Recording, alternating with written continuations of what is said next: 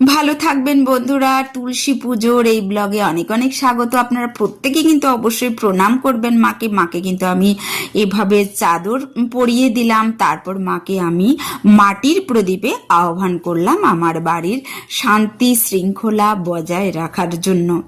আর আমি আসামি একটা চাদর পরে নিলাম, সিঁদুরের টিপ পরেছি, মায়ের চরণে দিলাম জল, যাতে মা এই রকমভাবে সুখ সমৃদ্ধি সজীবতা আমার বাড়ির প্রতিটি কোণায় ভরিয়ে তোলে। আর এখানে এই ভিডিওতে যে তুলসী রানীকে দেখতে পাচ্ছেন তার পেছনে যে গাছটা সেটা কিন্তু একটা চন্দন গাছ, সাদা চন্দন গাছ। তো একসঙ্গে দুটো পবিত্র জিনিসকে কিন্তু আপনারা পরিলক্ষিত করতে পারলেন।